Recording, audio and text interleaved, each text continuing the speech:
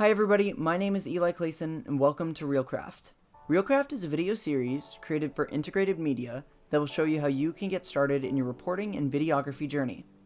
Today we'll begin by learning how to create projects, navigate within Premiere Pro, understand the timeline, manipulate footage by cutting and moving it, exporting your first project, and some other things in between. So let's get started.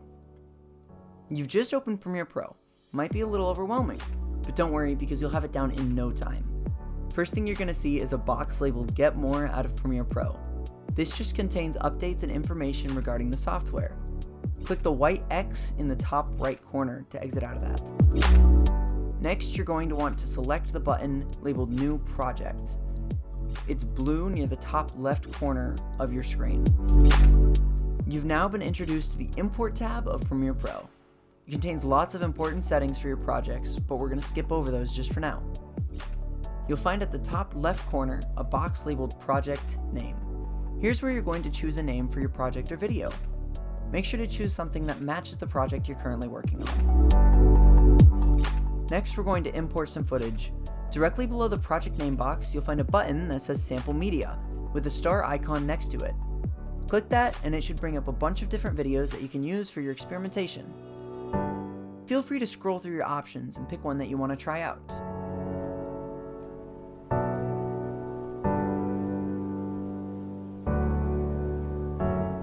When you click it, it should be highlighted in blue with a checkbox in the top left corner.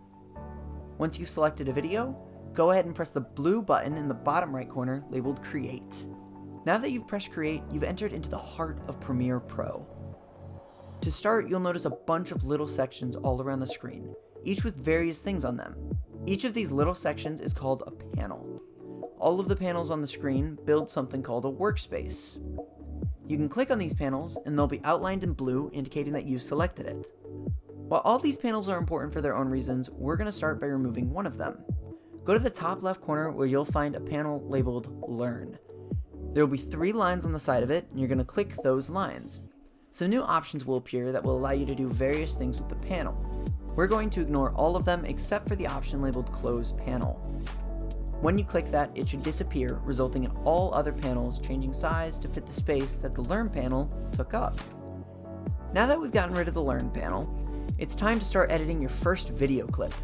You'll notice that there's a really long panel at the bottom, which contains a bunch of numbers, a blue line looking thing, a blue rectangle, and some other information. This is your timeline. The timeline is where you will cut, copy, paste, and move around your footage. The numbers you see at the top of the timeline represent the time in your footage. These numbers represent the milliseconds, seconds, minutes, and hours. Next, we have the blue thing. This is called the playhead. The playhead lets you navigate your timeline without needing to play and wait for the video to reach the point you want to edit.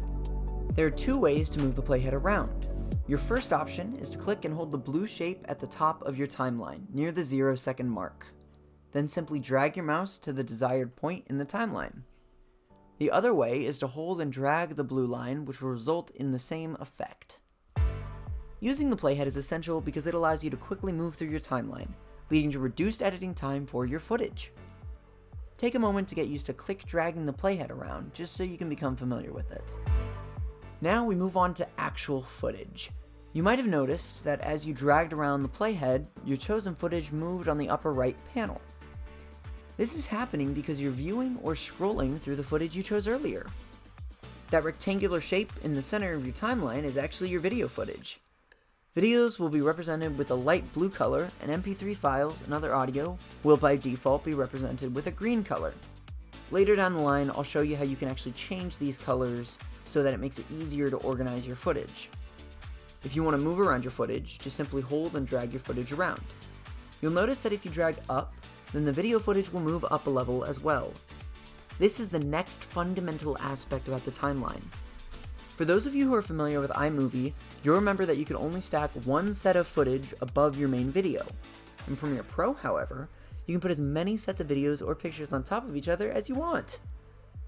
Now you understand how the timeline works. You can drag around your playhead, you can move your footage as desired to any point in the timeline, and you know what the numbers at the top represent. Now we'll move on to cutting your footage. Directly to the left of the timeline is another panel with a bunch of icons inside of it. This is called your tool panel, and it contains all your fun editing tools, as the name suggests. While all of these are important, we will only be using 2 of them in this video. The first is the arrow-looking icon at the top left. This is called the selection tool. The selection tool allows you to select footage from the timeline, move it around, or delete it. My personal recommendation is to use your keyboard to use tools. The button you press, or the shortcut for this one, is V. The other tool you're going to be using is the razor icon on the right side, second down. This is your razor tool. The razor tool allows you to cut footage anywhere you click it. The shortcut for this tool is on your keyboard, C. With these tools, you can move, remove, cut, and put together multiple sets of footage or stuff from the same footage. Here's an example of this.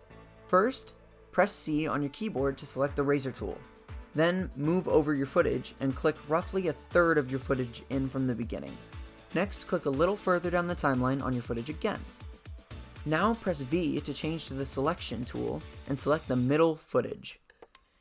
Press delete, then click and drag the footage from the right side to connect it to the left. You've just made your first video edit. Now I know it does not look like much, but with these fundamental skills, you'll be able to soon start creating your own custom content that you can be proud of. Now we move on to the last section, exporting. To export your footage, there are 2 options. The first is going to be going up to the file at the top of your screen, go down to export, and then click media. The keyboard shortcut for this is Command M. The second option is by going to the list of tabs at the top where it says import, edit, and export, and click export. This is probably going to look pretty confusing, but you're almost done. There's only one section here that you really need to pay attention to, and that's the settings panel. There you'll find an option where you can rename your video. Go ahead and change it to match your project. Next, you're going to click on the blue underlined text below it. This will allow you to change where the video is being saved to. What should happen is a new window will open up. You can go ahead and click the arrow next to the folder labeled 22.0, and then on the side labeled favorites, click on desktop. Then press save. Next up is the preset option. It should be set to match source adaptive high bitrate. Go ahead and leave that as is. Then press the export button in the bottom right corner. Your video will be rendered and you'll be able to find it on your desktop. Lastly, we're going to press Command and S to save your project. Saving your project is really important because in the case that the software crashes, you'll still have your project saved, so make sure you're saving frequently. And that's it, you've just fully completed your first Premiere Pro project. This software can be really scary at first, but you'll soon find it to be quite easy to use. There's a lot more to learn and I can't wait to teach you all. Have a fantastic day and remember to be kind to those around you. If you have any questions at all, I have contact information in the comments section, and just shoot me an email. I'll respond to it as quickly as I can. I'm Eli Clayson, and this is IMI ReelCraft.